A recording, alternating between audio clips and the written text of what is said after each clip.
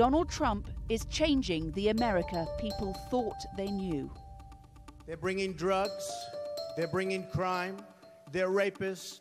Family values, decency, decorum, all challenged, even threatened by his insurgent campaign. Don't worry, we'll take our country back very soon.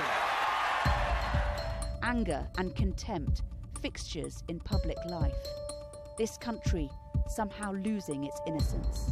Donald J. Trump is calling for a total and complete shutdown of Muslims entering the United States. I don't know what I said. I don't remember. And the fallout is being felt well beyond politics. On the streets, in the playgrounds, in the churches.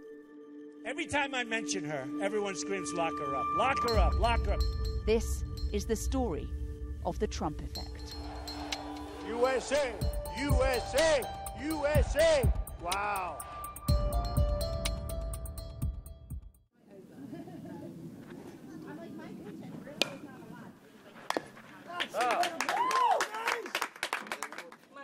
Little League Baseball in Tampa, Florida, where the toxic language of the campaign is being absorbed by the children. What do you think about Donald Trump? That he's a liar and he doesn't care about our country. I think Hillary's a liar. If Hillary gets in, she's going to bring a lot of illegal immigrants and, like, Syrians. Do you hear people talk about him at school? Yes. What do they say? That he's a liar, racist, and that's it. For some in this Hispanic neighborhood, Donald Trump's anti-immigrant stance is having a profound effect. Stephen CRUZ is 8. His family is Dominican, but in the US legally. He's become convinced something awful is going to happen. I don't want to be away from my parents. You think you're going to be split up from your parents? Yeah. Does that worry you? Yeah. If you could talk to him, what would you say? I'll say calm down. And take it easy on the kids. And stop yelling that much. Do you believe that he's going to try and split families up? Yes. If he gets to the up to be a president, I think he will. I don't think he's capable, or how do I say, I don't think he's capable of thinking what he says, but at the same time, I see it in him like darkness, like he doesn't care about other people. There seems to be some anxiety and less tolerance than I've seen in the past. Val and LORA-JANE teach at a school nearby. They believe Trump has transformed their classrooms. I've heard recently things like, well, I'm going to sit over here with the white kids. And that really shocked me. That was a few weeks ago. A kid had a red hat. It said, Make America Great Again. And then I saw him turn to his classmate and show the hat, who was a Hispanic girl, and showed her the hat, and just her face. She was obviously upset by it. And she just turned around and walked back into the classroom, and he, high-fived with his buddies and thought it was the greatest thing. So people are using Trump's campaign slogan to bully in your school? Oh, yeah, they're threatening or insulting, bullying other kids. The Republican base decided to send a brawler, a knockdown, drag-out street fighter, something unseen in the modern era of politics. Montgomery, Alabama. This city, central to the civil rights movement, understands division and fear more than most. We're here to visit the Southern Poverty Law Center, which tracks social justice issues. Maureen Costello has gathered thousands of stories from schools across the country, naming this new dynamic the Trump effect. For many children, it's essentially been a traumatic experience. We have children now who have been coming to school every day and living their lives every day for the last 6 months or so, who are worried about deportation, worried about being called ISIS, worried about being called a terrorist, worried about just being told that they don't belong here and that they are not loved and welcomed and that they're hated. And those children are wounded by this, and they are not going to be healed just because one night a vote happens. How do you feel when you listen to Donald Trump speak? I feel nervous and frightened. I feel threatened. I feel I have spent over 40 years teaching about American democracy.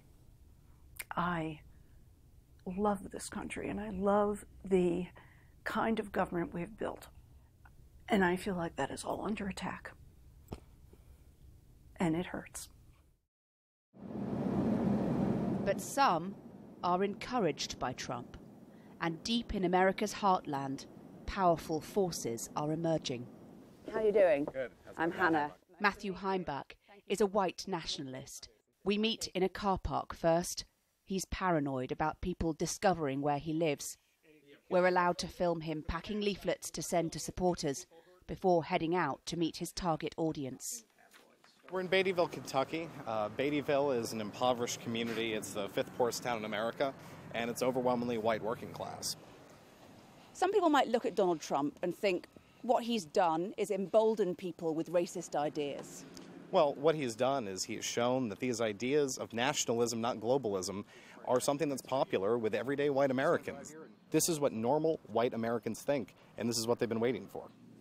But at the very heart of this is fear. Fear of a changing, increasingly diverse America. How can you blame America's problems on multiculturalism? Isn't that terribly simplistic? The history of humankind is tribal conflict, one group against another. So we, as white nationalists, are advocates for our tribe, for our people, and we're not content to see ourselves become a minority in our own countries, be demographically, culturally, and economically displaced. We are here to fight for our communities, and we're not going to be pushed aside.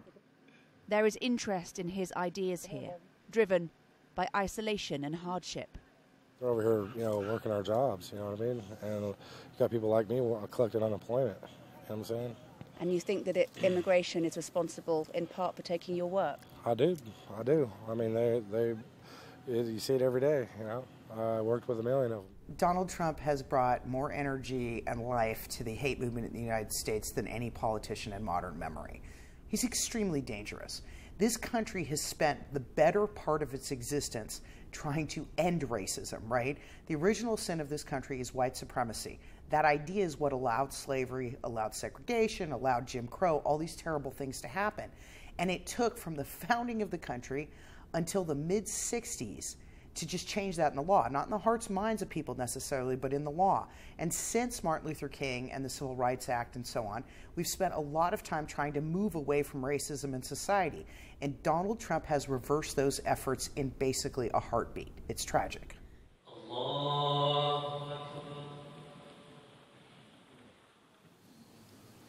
Few places have felt the Trump effect more keenly than in Michigan, home to America's largest Muslim community. They say the last time they felt this marginalized was after 9/11.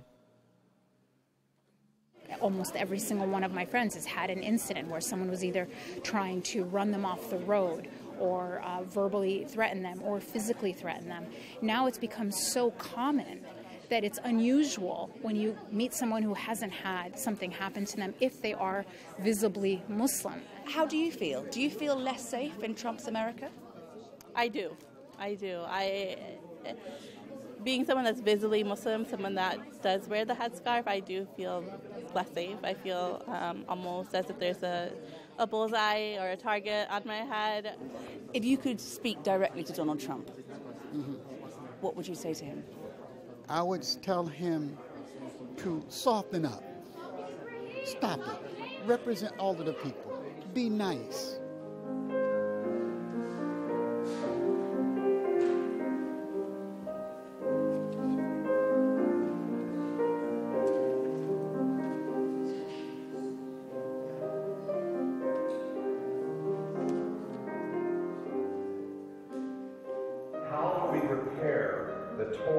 Fabric of our civic lives.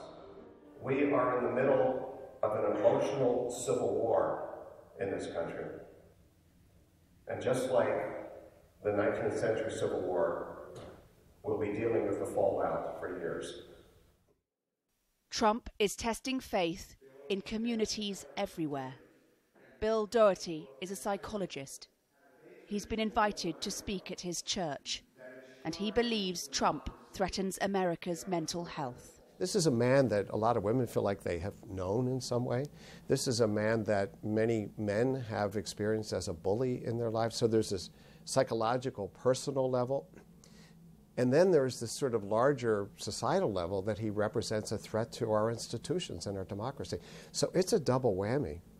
Trump represents a kind of human Molotov cocktail that is being hurled at the establishment in the United States.